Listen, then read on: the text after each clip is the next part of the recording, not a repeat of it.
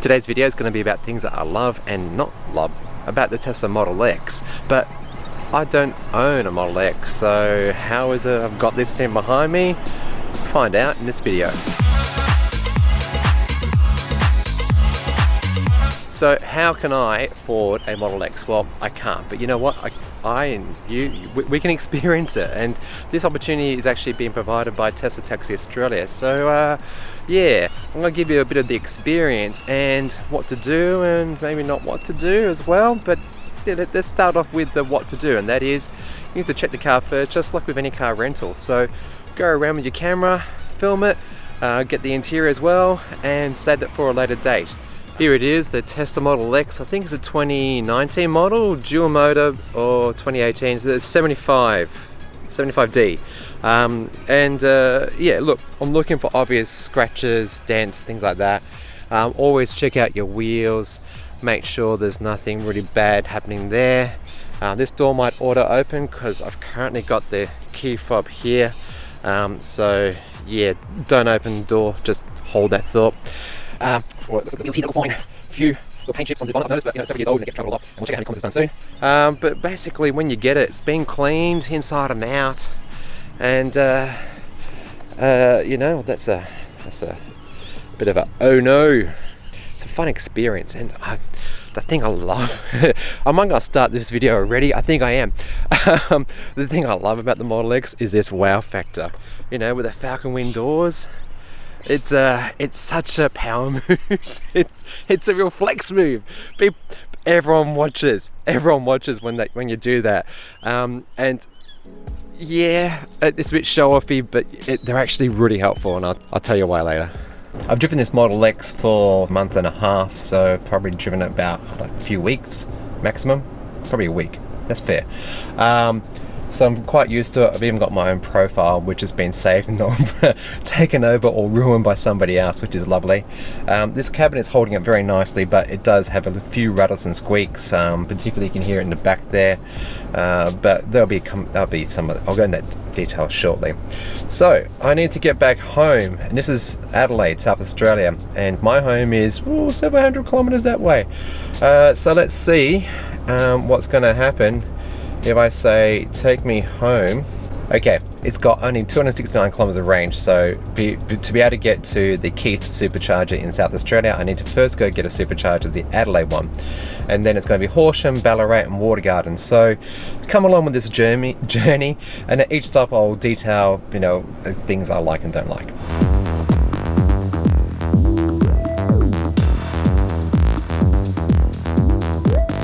Arrived, and another feature about doors, and I know they're just doors, but you know, go with me. Who wants to be able to open their own door? Stuff that. Let's actually just get the car to do it.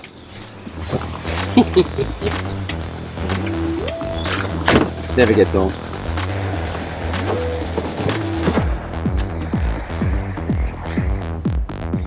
I'm just waiting for the green light to go. 12 seconds later. There it goes. Alright, now a curious thing happened when I was routing, and I noticed the alert. They actually said, along this route you're going to need a CCS combo adapter thing. This is the older generation of connectors in Australia. If you live in Europe, and I think now in America, they've got the CCS2 combo saw, you know, the AC/DC. I'll show you one in a minute, but I need to first check we've got the adapters in the front. Because yeah, I don't want to make this long trip even longer.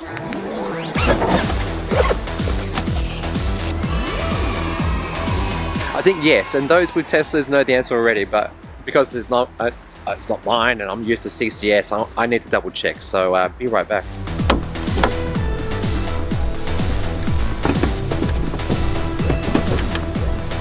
That's really hard to do with one hand.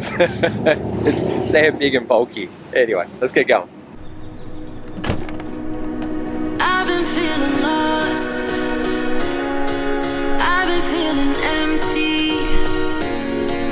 I've been holding on to someone that it's over the top, but hey, who wants to close their own doors?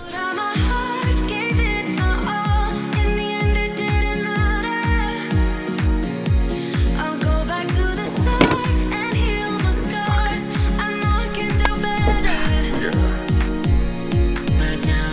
Success. That was really hard to insert. Felt like I was going to break it somewhat. But green light, all good. I hear lots of fan noise. Let me go inside and just tell you a little issue I had, and maybe you can teach me, because the map basically said, okay, you're getting close to your next supercharger, but it then actually said, okay, your next stop's going to be 150 kilometers away, and you're going to arrive now with 3% battery. And it didn't navigate here. Super frustrating. So what I had to do was I had to cancel the trip and then select supercharging and then choose it from this location. And by doing that, I completely destroyed what I was going to show you, and that was this trip stuff. So next time I'll show you that, because again, one of the benefits of Tesla is that they're very super efficient. It gives you great feedback on how well you're going, how far your range is, so on and so forth. The car averaged, I reckon, realistically about 16 kilowatt hours per 100 kilometers. And some bits, the slower bits, was doing about 15, which is really impressive. The thing I love about the Tesla Model X, and the thing I don't like about the Model X, is its size. And I'll explain that better. Okay, first up, there's this awesome panoramic glass that stretches right up to my head. Now, if you ever had cars with sunroofs, they're nice and all, but the sunroof typically happens behind you, and it's lovely for the rear passengers, but never for the driver and the front passenger. Whereas this, you had this expansive glass, and driving through that countryside there, I was able to enjoy the beauty and the sky just that bit more because of this massive windshield.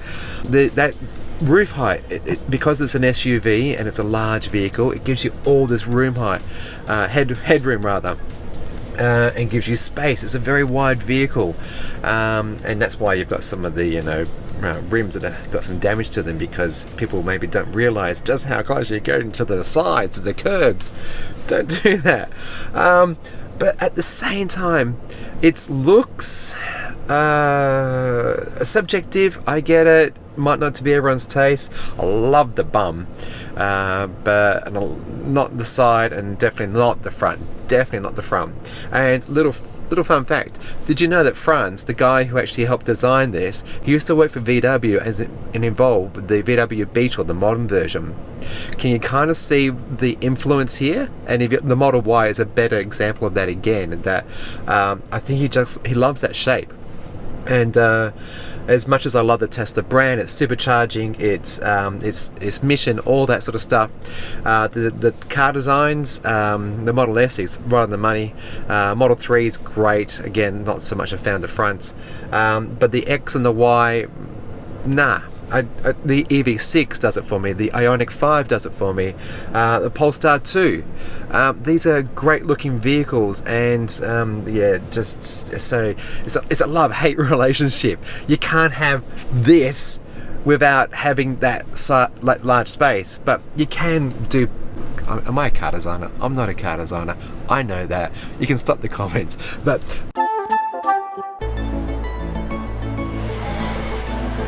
Ooh, rock in a box. Lunch is done, and I'm very happy to say that I was able to get some Asian stuff from Wok in a Box, whatever it's called. When I do road trips, I'm very bad. I have junk food. I don't feel good about it. So excellent. That was good. If you're watching this, thank you. Enjoyed that. Had the teriyaki chicken. Oh, it's nice. Anyway, so. By the time I got in there, ordered that, had my food and got back, I had to actually increase the amount of charge this car's going to take. I had to put to 100% because I was going to run out of time. And although it is very much just me here right now, if you stay too long, you could get charged idling fees. I just say the car is not getting charged, Tesla can charge you a fee. So yeah, but speaking of fueling and things like that, can I just say, this last week we learnt from Dutton that the oil supplies, fuel supplies in Australia are very, very low, and they're reserved right now just for the army. And if you look at this, come over here. We've got today petrol prices in South Australia, unleaded at $1.91 per litre, and it only goes up from there because you got the more premium mixes. So if you have an EV, doesn't matter, it doesn't have to be a Tesla. If you have an EV, it costs you a quarter to a third to fill up if you plug into your own house. Okay, and if you go to like a rapid charger, one a private site, a private company, you have to pay. It's still going to be half the price.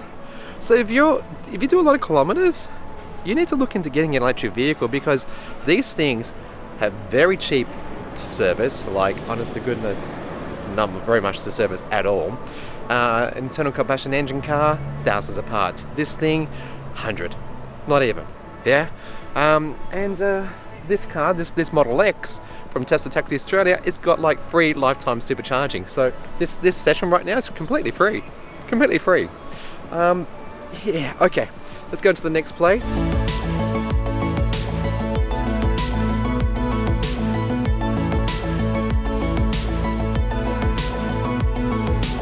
Okay, let's talk about Autopilot. And this is one of the awesome things about Tesla, is that unlike other car makers who have like lane keep assist, this is way better. Other car makers, you whack it on it, you might bounce around the lane quite a bit, not very good at centering. No, this is absolute dead center. And the thing I absolutely love about the Tesla Model X is that, unlike the Model 3 and Y, I've never tried the Y, mind you, but I've definitely driven the 3 quite a lot, is that it's got its own separate stalk for it.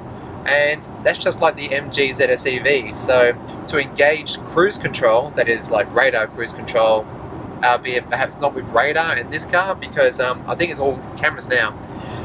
You just pull the stick back one time, and then to engage Autopilot, you press it back twice, and that's it. It now takes over steering. And this is going to go around bends and corners really, really well. Like, if it didn't have the nag system that has to say, hey, this is a beta system, you need to keep your hands on the wheel. Are you there? Are you paying attention? Yeah, if it didn't have that, you could honestly have effortless driving. Like, I'm doing this massive drive today, and it's easy because, well, this can't be seen, but it's easy because of Autopilot. It's phenomenal. It's going to adjust to speed zones as well. So when I go past the next sign, it will slow down automatically to whatever that speed is, and then when the next speed sign comes in, it matches that as well. It's just absolute brilliant, just brilliant. The other thing I like about having its own stalk is that you can change the follow distance by rotating the dial, and to increase your speed or to decrease the speed, either just tap it up a little bit or up and down a lot to actually do those bigger changes. Yeah, it is the bee's knees that is Tesla. And the other thing that I need to say that is, I think unique to Tesla is its constant over-the-air updates. Now, VW, BMW, some of the other premium brands have all said they're going to do this or are doing this, but so far I've only ever seen them add in features around maybe their battery management system or motor control or things like that things that you and me cannot touch. It's purely hardware, like firmware stuff. Think of it like that. Now, with Teslas, they have constant over-the-air updates. So this car, this infotainment system, does not look and behave the same way it did when it was first given to its owner. Absolutely not. And they add fun to them. I mean, what other car maker has in its premium connectivity package Netflix and YouTube? I don't know any. So when it's late at night and you're supercharging and nothing's open, you can sit in the car and enjoy Netflix and YouTube.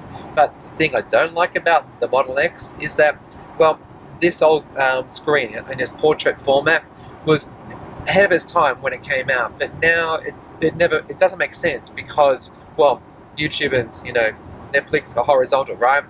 It's addressed in the brand new Model X, which will hopefully get out here late this year. Who knows with Tesla? But yeah, the other thing I wish this car had, in fact all Teslas had, was basic primary inputs for your climate and your sound. Mazda does this really well.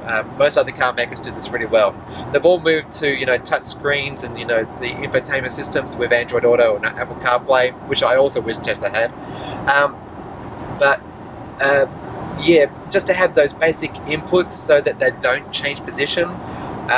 You know, I've been experiencing Teslas for the last 2 years. I've had them on and off for, you know, probably a few months in total. And each time I get in it, there's been a major software update. Your muscle memory for, let's say, your climate or your audio is changed slightly. I don't like this recent update. I'm getting used to it. The recent has actually decreased in size. It's a bit more colourful for my liking. I think it's a bit of a step backwards. But this is the thing with Tesla. They iterate, they change, and they evolve the system to actually make the overall experience better. So if you don't like it today, don't worry, you'll get used to it. But again, still, I would like to see with Teslas some hardware buttons just for the fundamentals, like volume for your passenger, and climate controls that are actual knobs, and also, yeah, Android Auto, Apple CarPlay, and start the comments now because I can hear it now. Anyway, let's get to the next supercharger, and I'll talk about something that is also great and not great.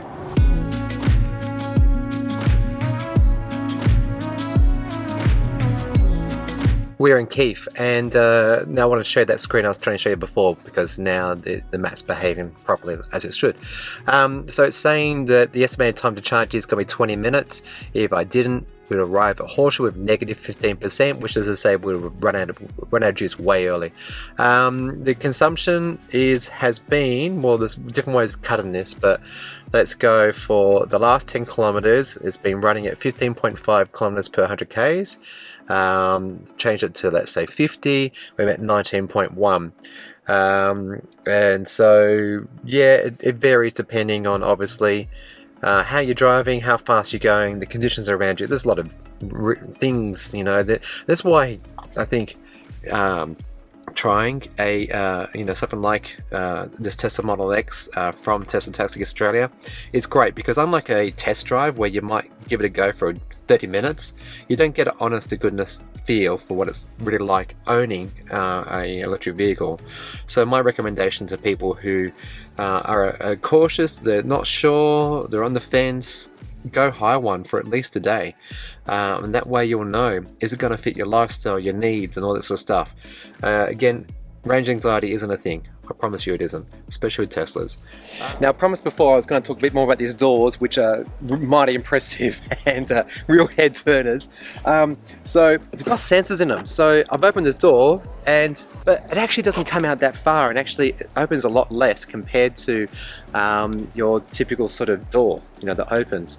And yeah, it's got the sensors in there, so it's not going to misbehave and swipe a car next to it.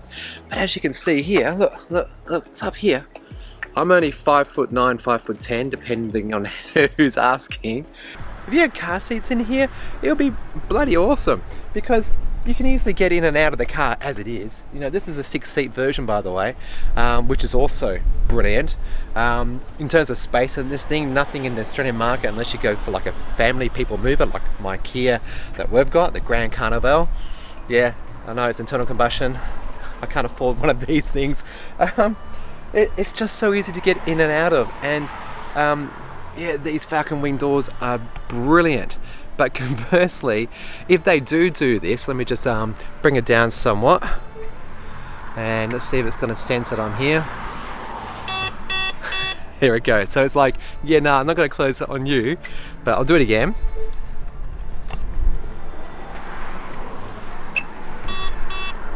All right. And so let's just say it actually is open a wee bit. I have on a few occasions, too many to really honestly mention, I have bunged my head on it, because you can actually program the position it goes to on the screen inside. So if you've got like a low roof or like a car park at your place, you can say to it, hey, when you're here, I only ever go to this height. I don't want you to go to full kit and caboodle. And yeah, when you forget that it's actually in the lower position, you hit your head on it, and it's the worst sort of pain Yeah, but nonetheless, I love these Falcon Wing doors. They are bloody awesome.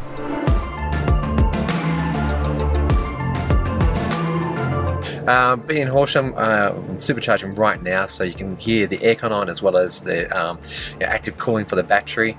I've only got like 5 minutes left before I need to move on to my next, supercharger, which is in Ballarat. So I made this one quick, and I've been thinking about what I'm going to talk about.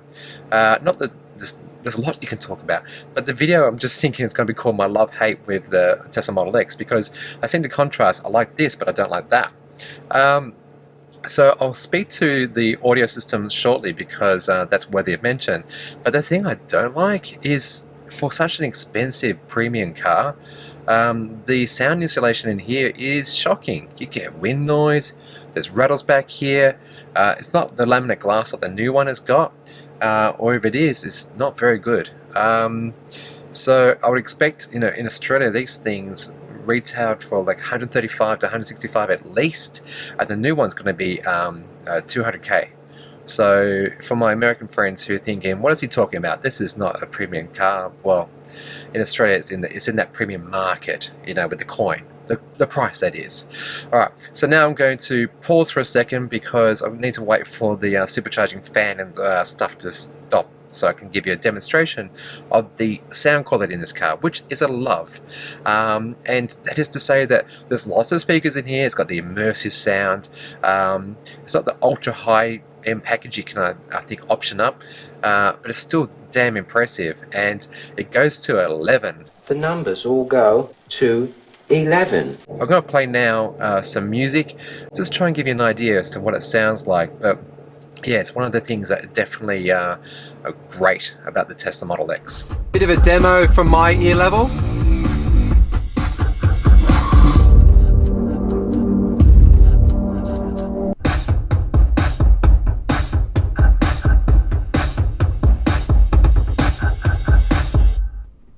It sounds great. It's got full spectrum, very bassy.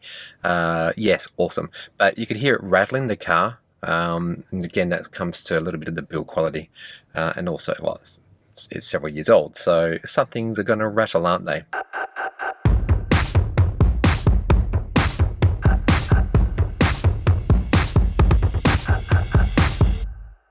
Ballarat, we're here. I'm losing light, so this will be definitely the last segment. Just for those who are interested, I'll put the final figures on screen as to the consumption and just what range you would get from this Model X 75D. And I guess at the end of the day, look, I haven't spoken about a lot of things. This hasn't been a real car review.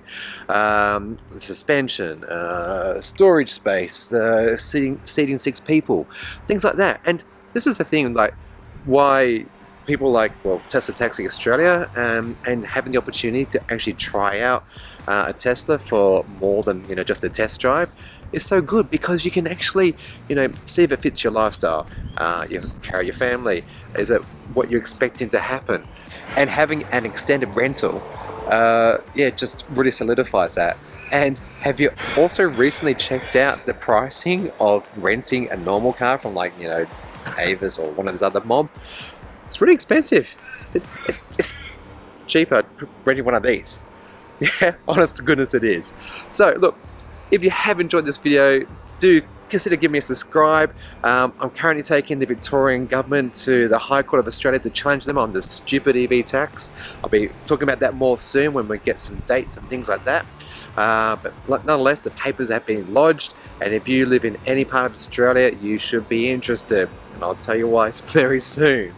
So yeah, subscribe. If you want to see behind the scenes content and some news around renewables, electric vehicles and the like, please do join me over here on Patreon, where you can get all this and a lot more from as little as $2.50 per month.